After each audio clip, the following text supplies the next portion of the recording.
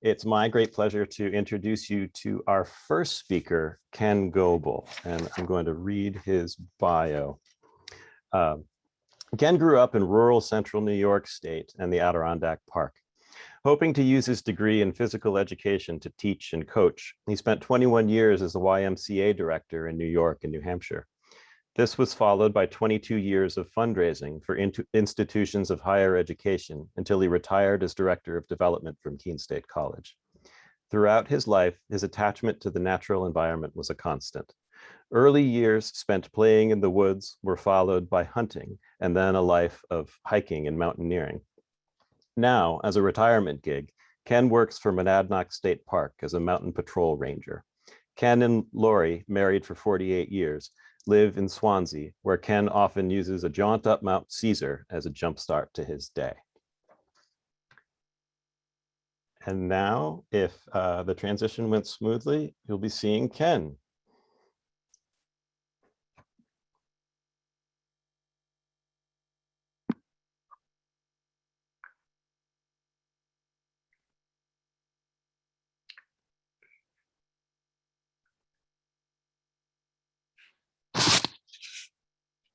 Thank you, Ryan.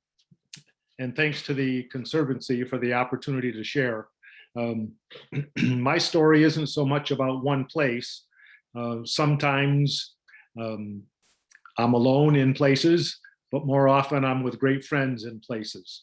And all of my cherished stories are in the natural environment.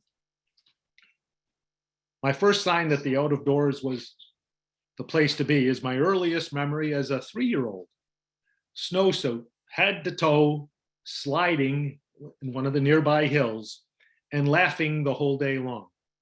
The out of doors was clearly okay. As Ryan said, I did grow up in a rural setting. The woods and the farm property were our neighbors. Early adventures were the back door type or the backyard type. You opened your door and bang, the fun began. In early elementary school, my father and his brother, Uncle Bob, decided to build a deer camp in South Central Adirondacks, great little town with nobody living there called Nobleboro. As a 6-year-old, I'm sure I volunteered to help. You had to hike into this cabin site, which meant transporting all the building materials by hand. My father and his brother were clever. They rigged a cable car, one of the first zip lines in the Adirondacks. I was left alone there one evening when Dad and Bob went back to get more lumber. Do you know how big the world is, how big the woods are to a 6-year-old in the dark? Well, after a bout of anxiety, I lived, and the woods and I became friends, lifelong friends. In the winter, growing up, a great day was putting on our skis right outside the back door and going all day without taking them off. Horse Hill, Killer Hill, 9 Mile Swamp. In the summer, these same places were also our play spots, and coming home at that time without a wet foot was a good day. We did hunt small game, rabbits and grouse, and before I could hunt alone with a gun, I would often hunt with my bow. And there was a rabbit. But wait, it was going up a hole in the base of a tree. Well, I said, that can't be. And I didn't get a chance to shoot at it. So I went over to the tree and I reached up inside and grabbed its hind legs and started pulling it out, but it wouldn't come out. I pulled some more and it finally started to come out. And I got it almost all the way out. And then I realized why it was so hard pulling it out, because attached to the rabbit's neck was a weasel. He was surprised. I was surprised. I let go. Back up the tree it went, and on I went. My cousin and I built a great, and I say great because it was, tree fort, tree house, high in a huge hemlock. And we were there one late afternoon, early dusk in the fall. And again, central New York was pretty close to Rome Air Force Base, which had B-52s. And at that time in the early 60s, they were still quite active. Well, we thought a B-52 was landing in our hemlock tree when in fact, a flock of turkeys had come to roost. We didn't forget that. Turkeys became one of our favorite birds. 16 years of summer vacations were spent family camping on Piseco Lake in the central Adirondacks. It was the best. The whole family was there. We would go for 2 weeks every year, made friends with the same people, but it was great because of the simplicity and the immersion in the setting. We were in the woods and I loved every minute of it. This led to 4 summers of work during college with New York State Department of Environmental Conservation, DEC. There were many stories from those summers at Limekiln Lake State Campsite, but one bear story has stayed in the headlines. It was a busy Friday night. I was assistant caretaker at the time. I was working the booth. This was, at that time, the second largest campsite in the New York State system. We had 260 sites and over 1,000 people on the weekends. It was closing time, 10 o'clock. Elderly man, now I was in college, so elderly at that time was like about 60. He came running to the booth, nearly a mile from the first campsite. It was a long access road. The only thing he could get out of his mouth was bear, bear, bear. I calmed him down. I locked the booth. We got in the truck and headed back to his campsite. His wife was sitting calmly at the picnic table, tending their fire. "Mrs. Smith, is everything all right?" "Oh, yes, I'm fine. Where did you find Albert?" "He ran to the booth claiming a bear was in your camp." And so it was. Albert had been leaning over the fireplace, lighting the fire for the evening. He got nudged from behind. Didn't think anything of, got nudged again. Looked over his shoulder. The bear was right there. Mrs. Smith was still at the table. Over the fireplace he went, didn't stop till he got to me. I spent my off days hiking in the Adirondacks, and as part of my major at Cortland State College, participated in their winter and summer camping programs, first as a student and then later on as a staff member for a couple of years. It gave me the opportunity to start to share. Vacation in 1975 brought Lori and I to New Hampshire for our first foray into the White Mountains for some big hiking. And it continues today. Good weather and bad, twice being blown off winter Prezi traverse attempts. Knowing when to say when is important. Everyone likes a good dog story. So one spring, we're high on Mount Adams. We were staying at Crag Camp, part of the Randolph Mountain Club hut system. Another couple from Maryland was there and with their Chesapeake Bay Retriever. And if you know anything about the Northern Prezes, if you go north off of Mount Jefferson, there's about a 3,000 vertical drop. Well, they were spring skiing. This dog would ski without skis right behind his owners, slaloming all the way down into Great Gulf, probably over 2,000 vertical feet. He'd go right out of sight from where we could see them.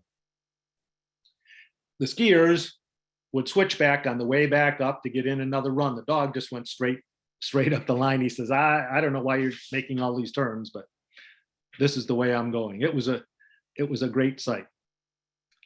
Baxter State Park in Maine, like the Adirondacks, lets you really get alone. We've done numerous Katahdin trips in the fall and the winter. I have to say that the knife edge between Pomola Peak and Baxter Peak in crampons with heavy wind gets your attention. And there are moose everywhere.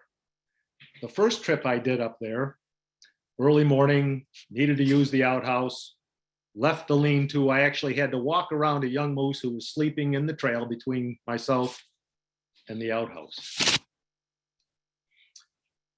And now we'll add in some photos if we can. We have put together several mountaineering trips to the Canadian Rockies. And we used the town of Lake Louise as a base location. This is in the province of Alberta, and it's right on the border with British Columbia. We would self-guide these trips. And in fact, one of my trip mates is on the view tonight. Hi, David, hope you're doing well. We would self-guide, so this meant a lot of homework. and getting checked out with the safety wardens in Parks Canada. One particular ranger that we got to know commented on our itinerary that, that we presented with a less than confident permission stating, okay, I guess that might work. Well, it did. We had a lot of fun on a number of these trips, but the one in particular led to a day-long bushwhack down the hare trail along Waves Creek. And the hare trail were no more than herd paths, probably 8, 10, 12 inches wide, that were so tight in the crumholts that the shrubbery combed the hair from the goats. And all we had to do at that time was follow the hare trail. Summiting Mount Columbia has less than a 25% success rate.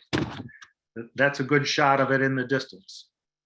You have to cross the Columbia Glacier, which is 8 miles of tricky navigation, no visible sights of land. Camp on the glacier, which is that site right there, which needs a special permit. Then cross the trench. And if you can see all of the, what look like drifts and holes behind the tent, those are all crevasses. They have to be navigated as you approach the mountain.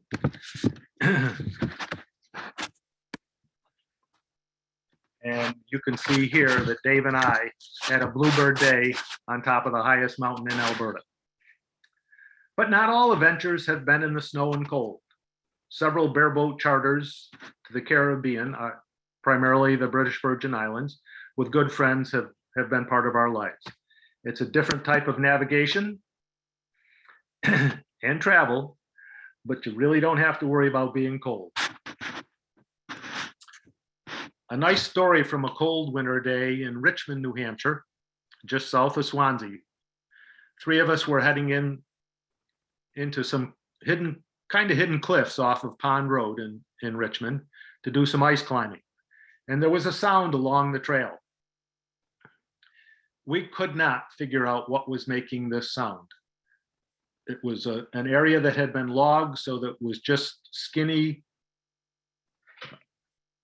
oak trees left, but the ground was heavily obstructed with large boulders, small caves, big crevasses in the ground. And the sound was a clicking sound. We couldn't figure it out. We got closer, could identify where the sound was coming from. Now it was on the ground. I approached what looked like a cave, and sure enough, it was the sound of a suckling bear and its mother coming out of that cave. And the wind was just right, the echo was right. Quickly backed away, and the ice climbing was pretty good that day. Hard efforts, challenging navigation, proper preparation, success, failure, it all created lifelong memories for me with great friends. The confidence in approaching the unknown. Abbott Hut is a great story. It's a refugio high on Mount Victoria, original stone hut built by Austrian guides in the 1920s in the early climbing days in the Canadian Rockies. A sudden snowstorm packed the hut with day hikers, now 40 people instead of only 20. We became de facto hut masters that night to kind of get everybody through the evening. Now I work, one of the shots approaching the summit. Now I work as a mountain patrol ranger for Mount Monadnock State Park. I volunteered first as a trail steward, and I still do. And then the park hired me after I retired from Keene State. Wilderness first aid, wilderness first responder training. It's a way of me being able to share my experience and appreciation in our natural settings with others. Yes, we do a fair amount of long litter carries and injury triage, but it's more about being out in a place that really feels good. I get to talk with like-minded hikers and those who are interested in learning more. What it's like to often be wet or dry or hot or cold or flat or steep or quiet or stormy, but it's always big and it's always welcoming. Here's 10 quick memories of special places. These go in chronological order. 1961, family camping, Paseco Lake. 1972, in March, hunkered in the lean-to at Floodlands, deep in the high peaks of the Adirondacks, where it poured for 3 days. You've just come through March, you know what I mean. May of 73, with Lori in a cabin on Limekill Lake, where I was working. February of 1998, being blown off Mount Adams while trying to do a winter Prezi traverse. 2008, August, summer, but it was a desperate bushwhack, high on Woolly Shoulder, scrambling to Lloyd Mackay Hut, one of the huts that the Canadian Park System has available for mountaineers. 2009 in August on Mount Columbia. Late in February 2010 with Dave on Mount Allen in the Adirondacks. 30 degrees below zero, no mistakes. And 2019 in April on Mount Monadnock with the rescue of a hiker with a broken lower leg. Cold rain, but she was game to keep moving. And we didn't stop until we got to the base. So sharing those adventures. Backyard adventures for 30 minutes right out of your door, or mountaineering trips for 30 days. Both have given me a lifetime of rewards and memories in special places. Thank you.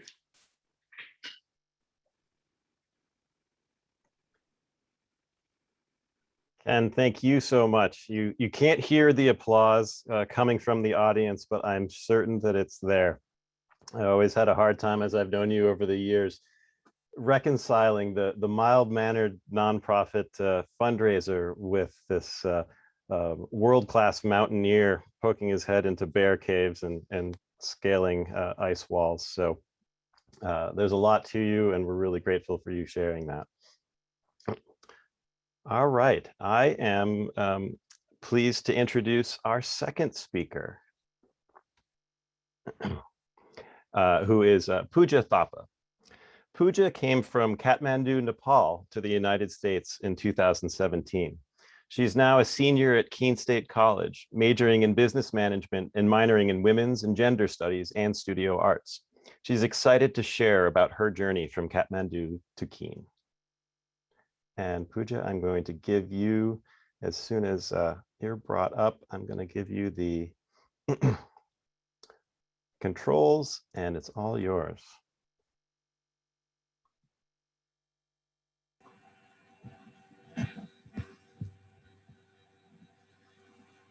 Hi, everybody. Namaste. Thank you, Monadnock Conservancy, for this amazing opportunity, and thank you, everybody, for being here today. I believe my story about this place would be incomplete without my journey to this place. So today I will be taking you through my journey from the chaotic Katmandu city to the quiet and serene city of Keene. And I'll be talking about what my story about this place really is.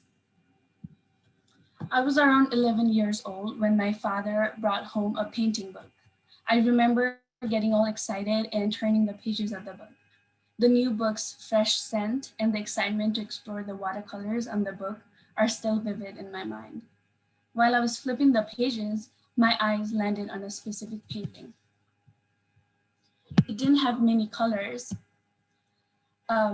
just black, blue, some yellow, and some brown. The house on the picture was side-gabled and had a chimney. It seemed to be made up of wood. In front of the house was a weird-looking tree. It looked kind of barren. I didn't see any green leaves on it. Growing up in Katmandu, I hadn't seen a whole bunch of naked trees. Don't get me wrong, there are naked trees in Katmandu, but just not as many. So at 11 years old, I had some difficulty trying to understand why the tree looked like that. Little did I know it was going to be the view from my window 7 years later. On a wintry, gloomy morning, the first thing I would see from my Keene State College window is similar houses with barren trees around them, which always reminded me of the painting. It was an interesting coincidence that a view like that, so different from my hometown's environment, would bring me back to my childhood.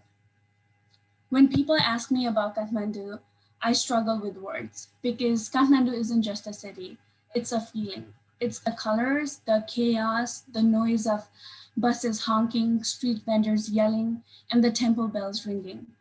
It's the smell of incense sticks and flowers, the sight of people from all ages, castes, and classes, and even cows hustling on the same busy road and exchanging glances and smiles with strangers.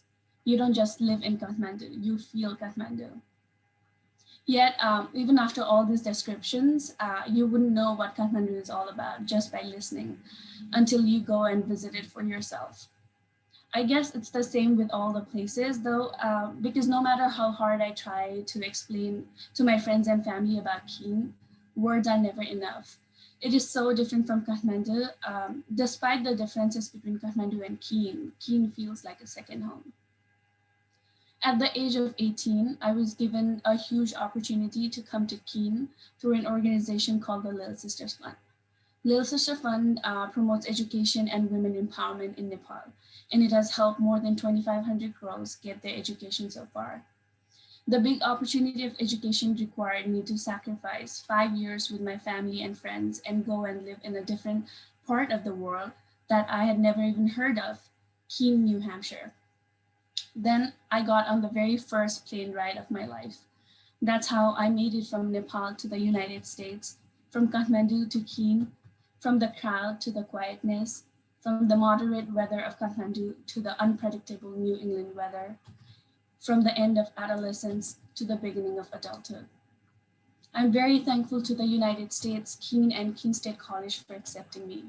However, no matter how grateful I was and am, it was frightening to leave the place where I had spent 18 years of my life. In Nepal, I was told that New Hampshire is a white dominant place and I shouldn't be expecting diversity. That sounded kind of scary. I was going away from my family. I didn't know where I was going. Honestly, I was really nervous. A week after my arrival in the United States, the co-founder of Little Sisters Fund, Trevor Patzer, me and my friend Benajil, who came with me from Nepal, made a road trip to Keene from Maryland, where Maryland is the place where Trevor lives. It was a 7 hours long drive. We woke up at 5 a.m. in the morning. Waking up so early on top of the jet lag was a struggle. On the drive, I had a lot of emotions inside me. It was hard to believe that I was so far away from my family for the first time and I wouldn't see them for years. It was really hard to visualize being in college in the next few days. It was just hard to process everything that was going on. We drove through the cornfields of Maryland and through different states. I saw the sky changing from sunrise to the noon, and then we finally reached to our destination. A cozy mushroom-shaped house with a Buddha statue in the garden and prayer flags fluttering in the wind, and a couple with a big smile waving at us. We met our host family, Lynn Fleischer and Erica Radish, for the first time on that day. The memory of that day is very fresh in my mind. It is emotional to think about it now. Our host family embraced us with a warm hug and pesto pasta and caprese salad that day. I'm pretty sure the fresh basil leaves were from Lynn's garden. It was the month of August. The windows were open and there was a cool breeze coming in. Lynn explained to us that in New Hampshire, people don't have air conditioning in their houses, but have heating instead to sustain long, cold winters.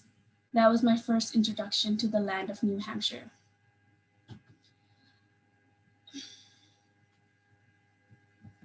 I felt welcome that day, and probably that's why pesto pasta and caprese salad are still my favorites.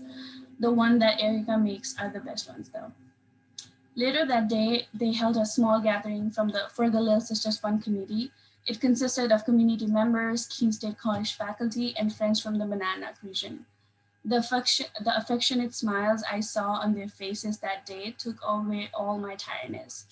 I could sense from their radiant eyes that they were waiting for us. They were curious to know about us. They were gonna be there for us when we needed them. It's been almost 4 years now, and the feeling has only gotten stronger. That day, I knew I had come to the right place, and that was the only thing I needed to know at the moment. In these 4 years, I've fallen in love with this place. I'm not lying when I say my eyes tear up these days while walking around campus and in downtown Keene. Every time Keene changes its seasons, the memories I created in these different seasons flash back in my mind, and there is a feeling of nostalgia. I feel a strong connection to the land, a connection so powerful that I know it'll stay with me forever. People connect with a place in different ways. Some are connected through nature, some are connected through culture, some are connected through spirituality. For me, it's the people.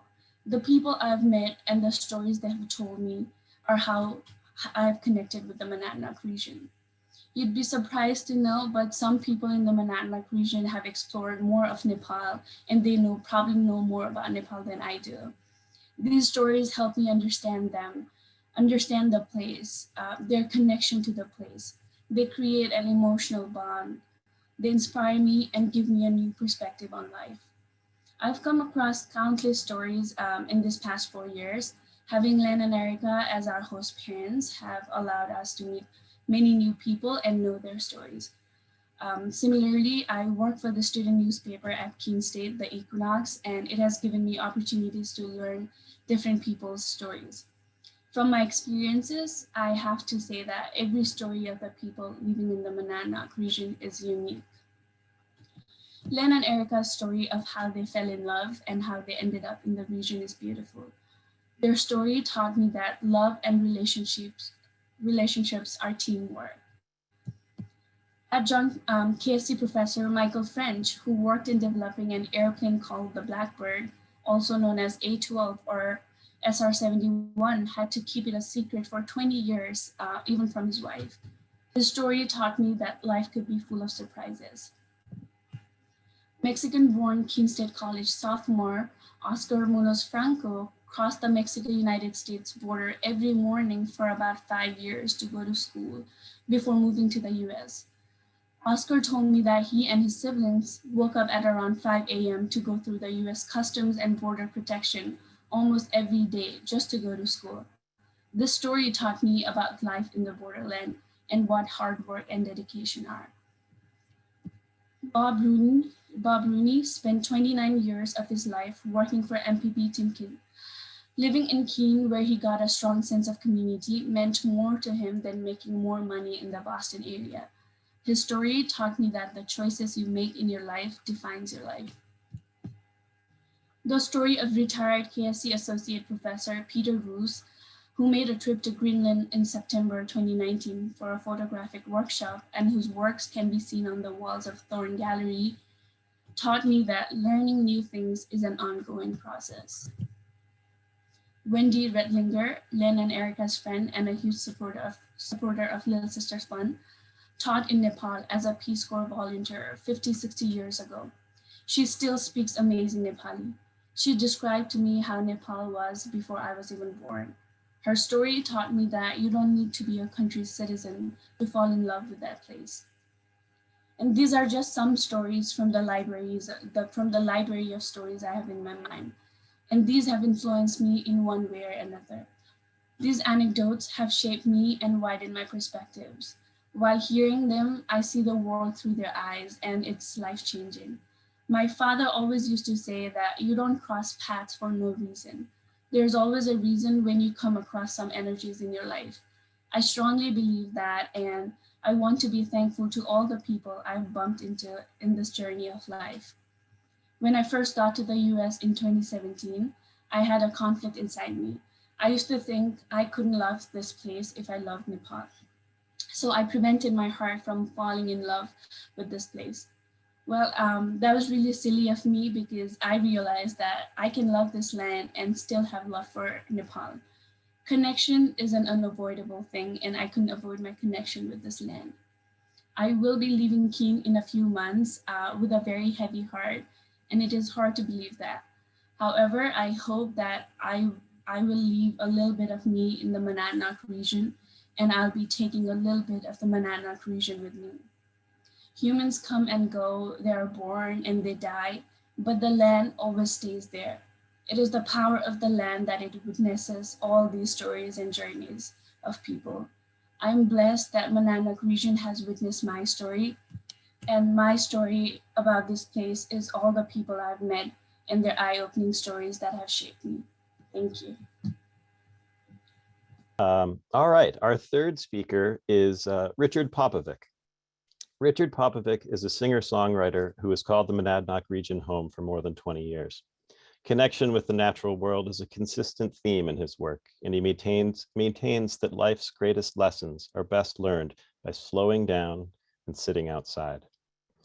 Among his many muses are migrating songbirds, lush perennial gardens, and regionally produced malty beverages. I'm with you on that one, Rich.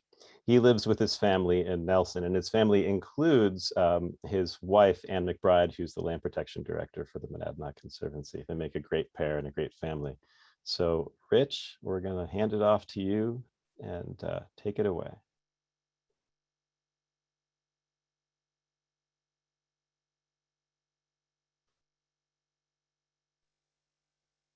Okay, you good? Great. Hey everyone, thanks Ryan. Like you said, my name is Rich. I'm very happy to be doing this. I'm gonna try to squeeze 3 songs into 15 minutes. I'll do more singing and less talking, but a sense of place is woven through all of them, as well as a sense of family, I realized later after I chose these 3 songs. And this first one is one I just wrote a couple months ago, but it sort of answers the question a lot of my friends from New York had about why I was moving up here in the first place. And I think some of those reasons became really evident in the past year. So this one's called What Kind of World?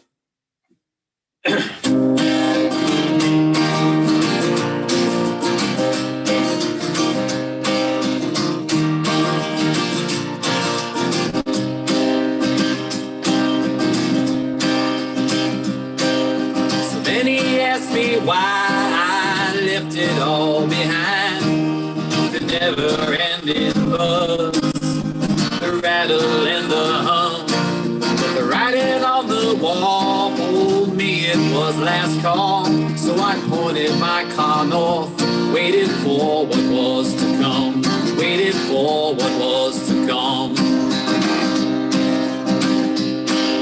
A southern-facing hill is the land I chose to till. I built a simple house. It is small but strong. Any lingering doubts were firmly driven out. It all made so much sense when you two came along. When you two came along.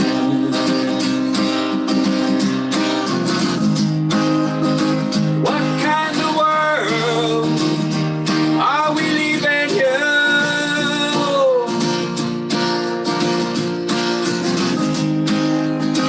What kind of world are we leaving you?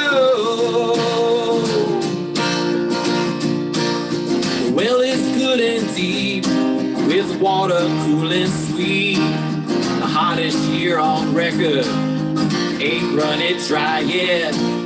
The maples and the oaks, they help fight off the cold. When all the tanks run empty, these trees are a safe bet. Our trees are the safe bet. I pulled up rocks for years, forced gardens to appear. I trucked in fertile soil, thick and black as oil. Now we grow what we need, and we save the strongest seeds. Just do it like I taught you, and you'll never be in need. No, you'll never be in need.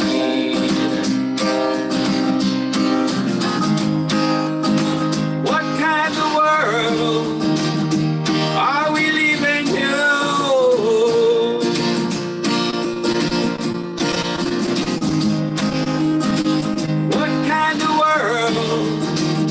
Are we leaving you?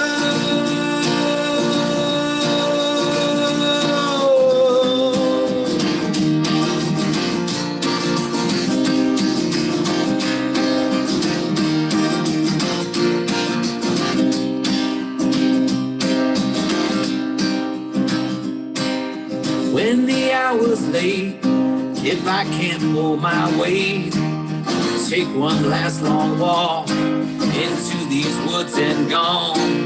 I'll leave it all to you, along with one final truth.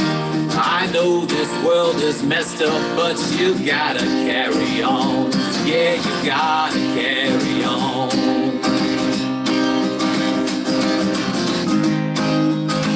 What kind of world are we leaving here?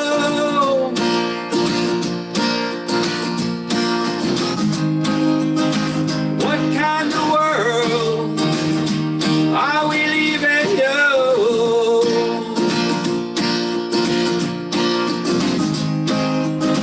What kind of world are we leaving here?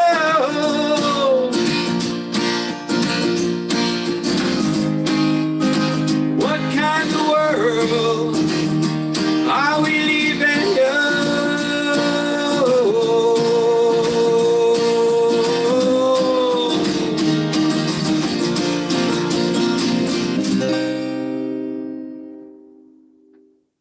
All right. Like I said, that one's called What Kind of World? It's sort of a message from a self-sufficient father to his kids. And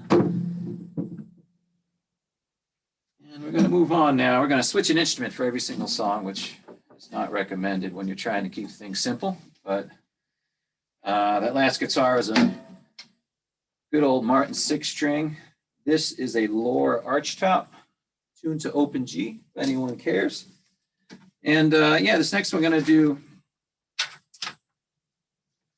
was inspired by a couple of things. I think I'd read an article or maybe heard something on NPR a while back about whippoorwills and about how they used to be in this area. But then when all the farms were abandoned and the woods came back, the whippoorwills lost their habitat. And so I sort of imagined what it would be like growing up listening to those birds and then having them slowly disappear in your life. And also inspired by beautiful hills in Harrisville as you drive from Nelson to Harrisville and you look across the lake there, the pond, and you see the hills. And also the final thing was it was not too long after my son was born. So that he's on my mind all the time. And also there was a late frost that year as well in May. And so all of these things happened at different times, but they all came together in one song called Soldier On. It goes like this.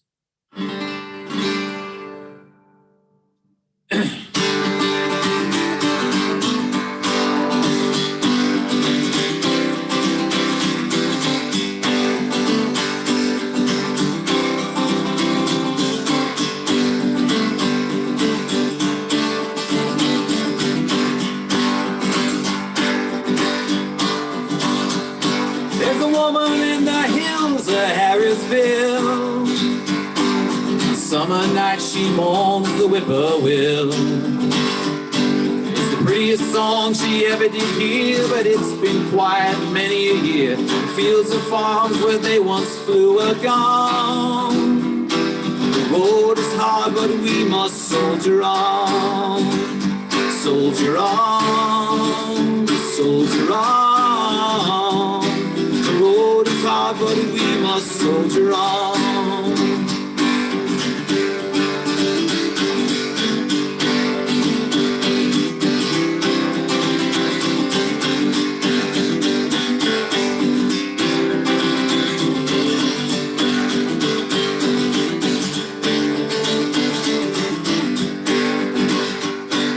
The apple trees bloomed early in the spring, the promise of what autumn time would bring.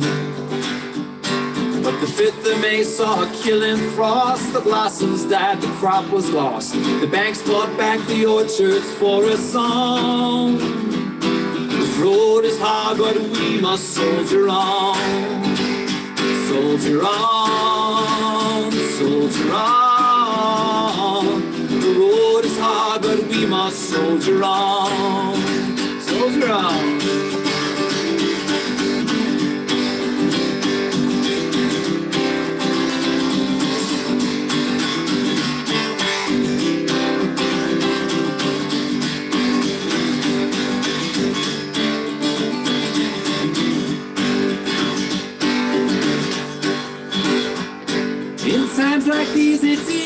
to despair.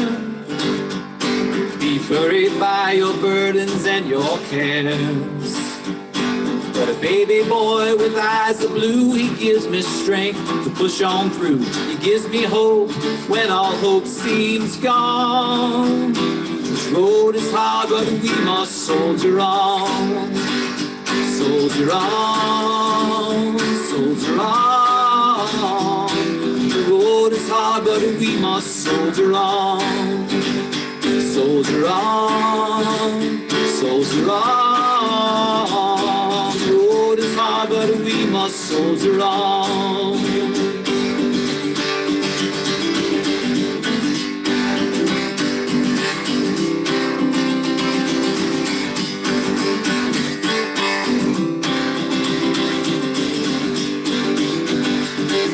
The road is hard, but we must soldier on.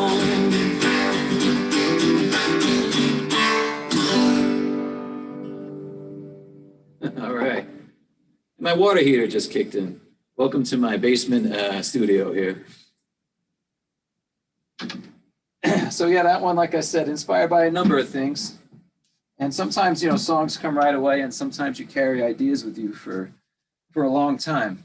And so that one, I obviously had, the son was born in November. I'm talking about a frost in May. So that was a span of time for that one to come together. All right, so now we're going to switch it up, and I'm going to play a bouzouki. Now, a bouzouki, for those unfamiliar, is an 8-stringed instrument, and it's very much, it's like a stretched out mandolin. You have a couple of octave keys on top, then a couple of unison keys. I say keys, octave strings on top, unison strings on the bottom. It has a pretty cool droning sound. So the last song I'm going to do is one I wrote soon after my daughter was born, and she was born in early March. And there were a lot of, you know, being up at all hours of the night throughout March. And I spent a fair amount of time walking around with a baby on my shoulder. And we live in the woods here in Nelson and surrounded by barred owls. And so if you live in the woods as well, then, you know, February, March is when the owls really can get pretty raucous. So we would walk around at night and listen to the owls. And so this one came out of that. And it's called There Be Owls Here.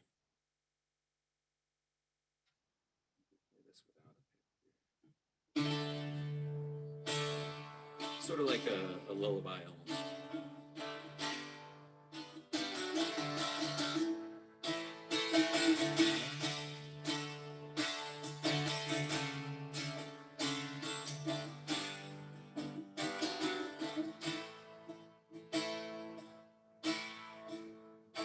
There be owls in these woods, high up in the trees. You can hear them fly.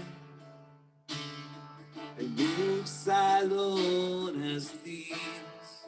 The owls in these woods, they only sing at night.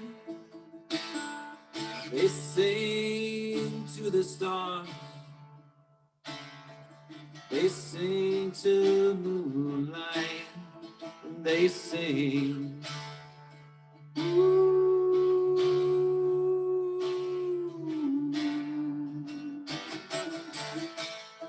They sing.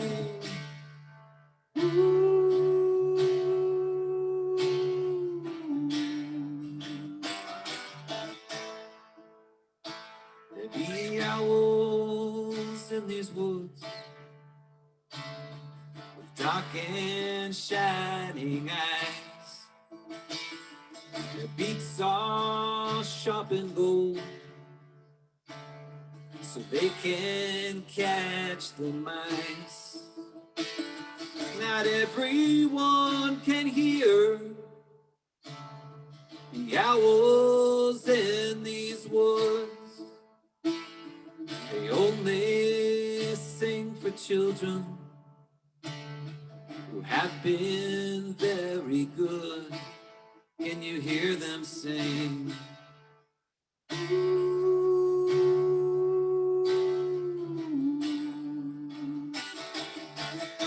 And they sing.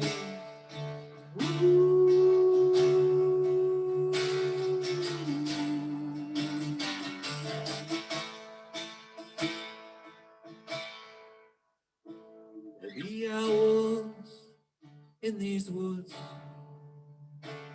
on the night when you were born. They all gathered around and sang 1,000 songs. And they sang.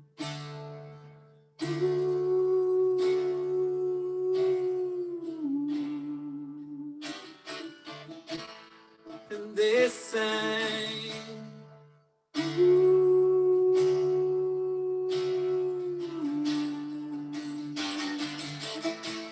And they sang.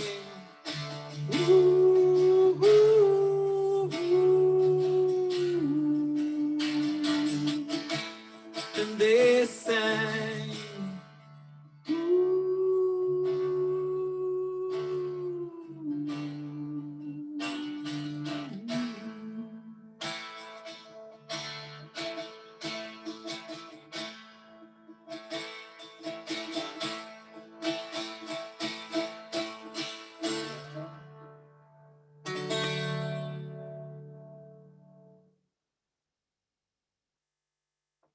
All right. Well, thanks for listening. Enjoy the rest of the presentation, and thanks to the Conservancy for letting me sing you a few songs. Rich, thank you. I know there are a lot of people in New York who wish you still lived there, but we're definitely lucky that you decided to make New Hampshire your home. All right. Well, we're coming to our final speaker. Tori Mckag is an author, sometimes social activist, and accomplished flutist. She lives with her husband, cat, and myriad chickens at their home, Darwin's View in Jaffrey, where they all practice an experimental life off the grid and on the land.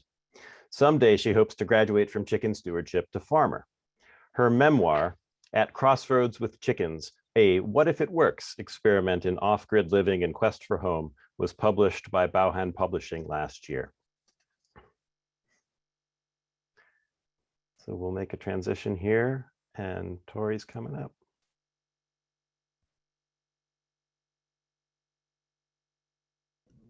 Am I on here?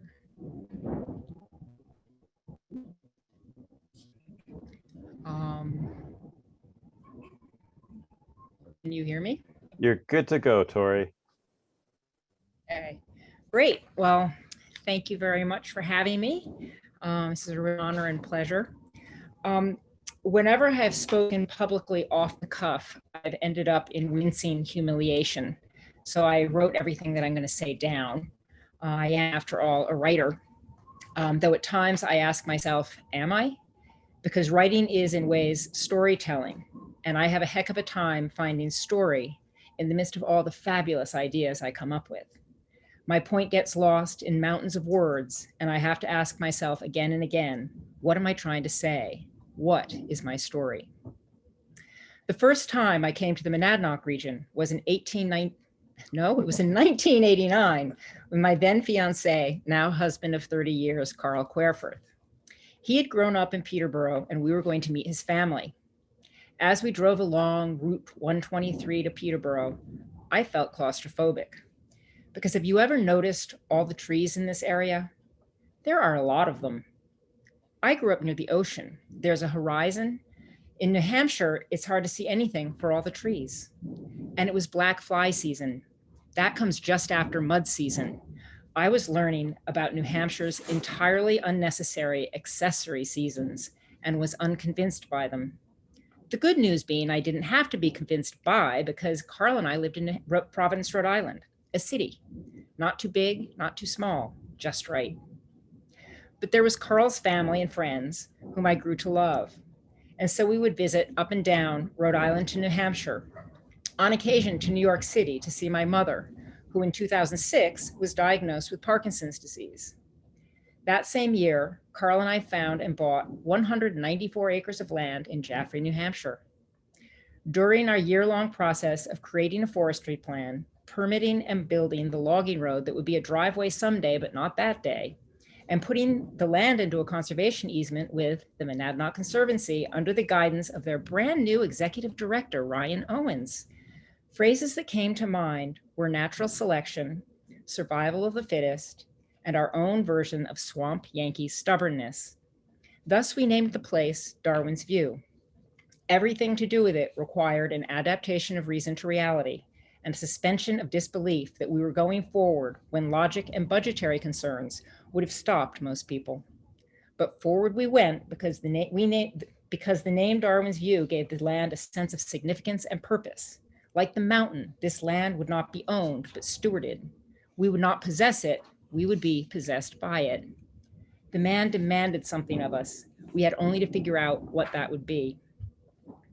Carl and I spent the next years imagining and dreaming about what we might do with Darwin's View. We came up with a 2-for-1 plan. Downsize our house in Providence and use the proceeds to build up in New Hampshire, which we did do in 2012. We built a cabin in the woods that was now a field, and the half-mile long logging road was transformed into a driveway. Just as the building process of that cabin was revving up, the avo-lacto vegetarian in me decided I needed to eat happy eggs, and the only way to know that they were happy was to raise the chickens myself. Providence city ordinances allowed 6 hens, no roosters. I ordered 6 girl chicks, and they arrived by USPS. Ping, Panda, Culottes, Lola, Chipper, and Rhoda Red.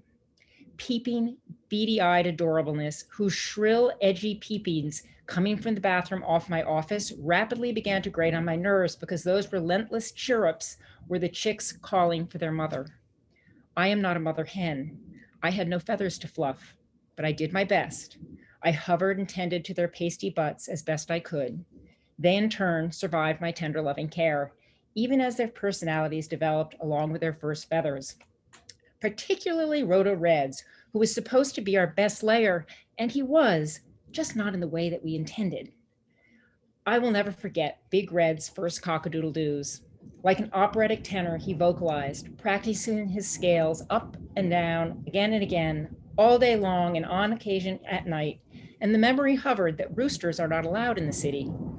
All this around the same time that our off-grid system up in New Hampshire went into default, again and again. Suffice it to say, in December of 2012, we moved to New Hampshire just for the winter to live in our just-built off-the-grid cabin with our 6 chickens, 2 cats, and big imaginations. We would use less fossil fuels, spend more time outdoors, and you might remember the winter of 2012-2013, more biggest storm of the century alerts than had ever been in the history of the Weather Channel. There we were in a rowboat of a house with solar panels serving as an anchor in the middle of an ocean of a barren field with a panoramic view that went from north of North Pack Monadnock to Mount Watatic, westward along the hills of the New Hampshire-Massachusetts border, ending with the entirety of Mount Monadnock. Breathtaking, especially if the wind is blowing, as it so often does, over the mountain, down into the valley, and up, smack into us. In the midst of all that wind and snow and ice, I had the stark realization that I preferred city living, where we didn't have to stoke a wood-burning stove 5 times a night, where we didn't have to drive for 15 minutes to arrive somewhere, anywhere, where the walk to a market is not 8 miles and past a shooting range, and thus where a black and brown toned city wardrobe doesn't have to be replaced with fluorescent orange.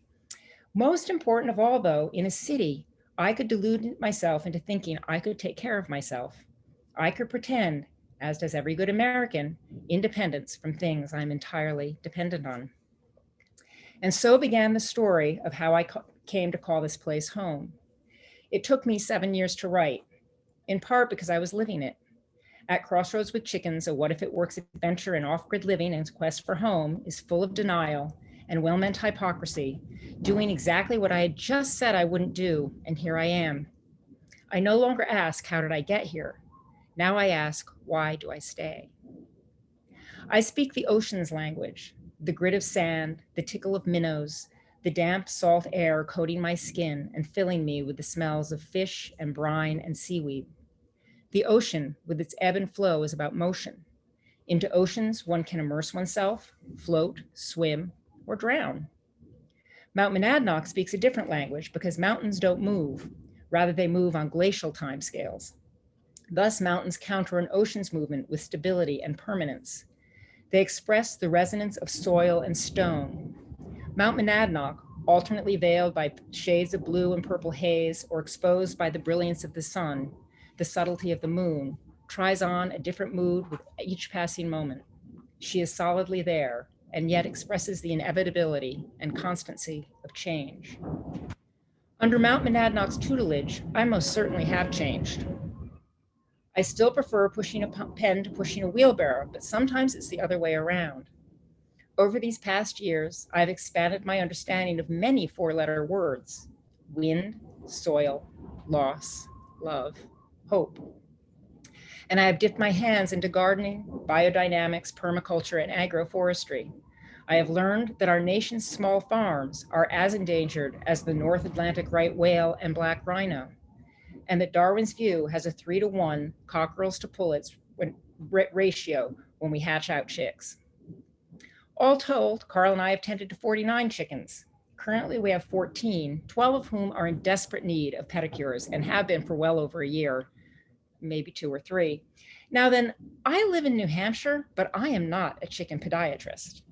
Every time I have gone out to the coop to clip those curled around claws, I might have successfully clipped 1 or 2 of them, but somehow, I have no idea how, I nick the quick.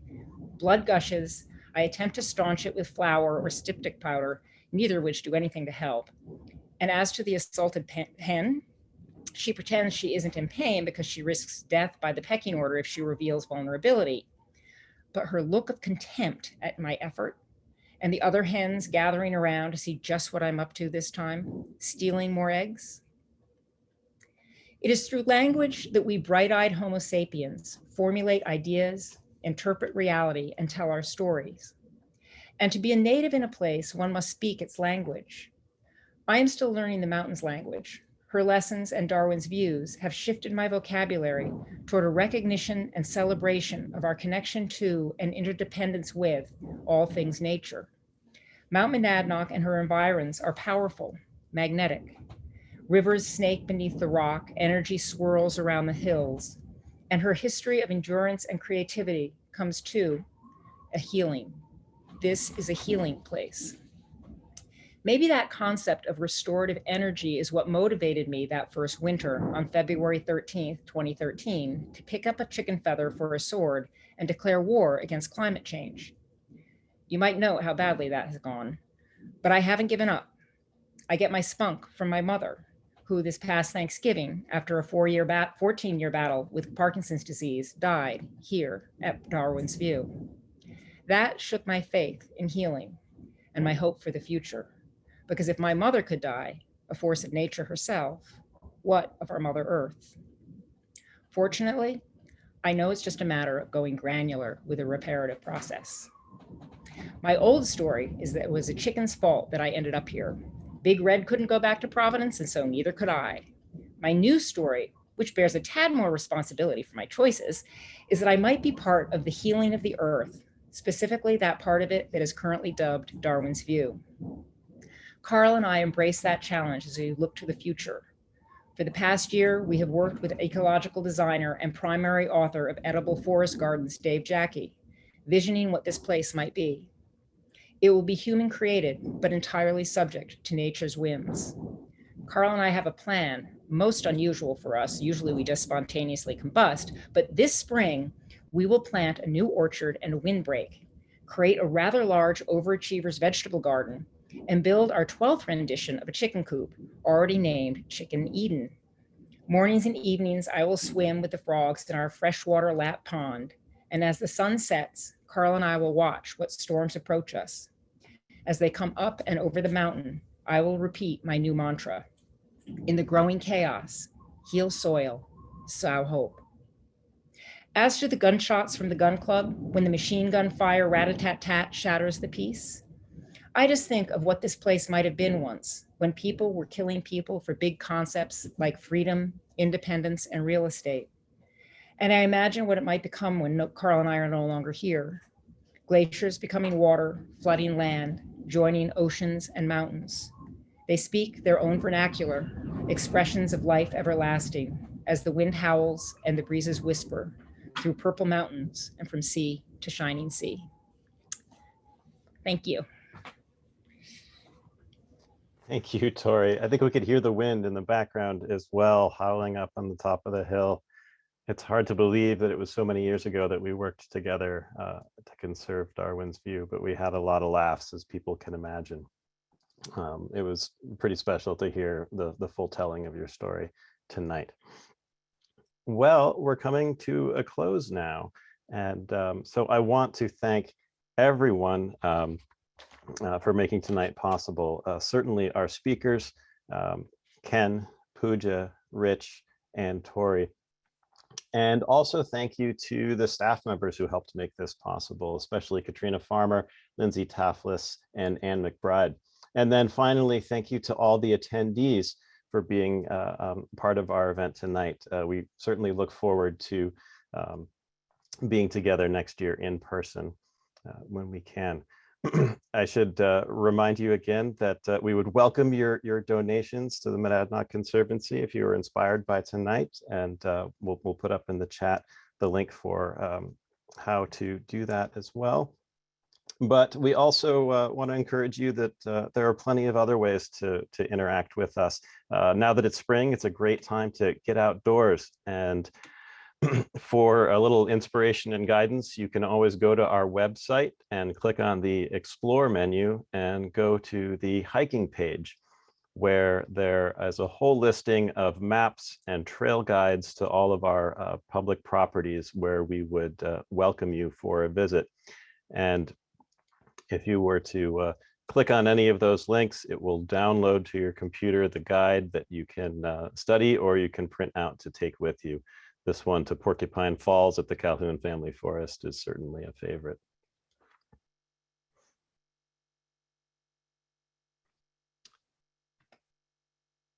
And then we also hope that you'll keep in touch. On our website, you can keep up with all the latest news, and it's an especially good place where you can sign up for our e-news and or follow us on social media. There is a link where you can subscribe to our e-news on that page, and links to all the different social media channels where you could find us: Facebook, Instagram, and our YouTube channel, where the recording of this event can be found. So thank you again, everyone. Hope you have a wonderful evening and weekend, and look forward to seeing you out on the land or in person sometime soon. Thank you again.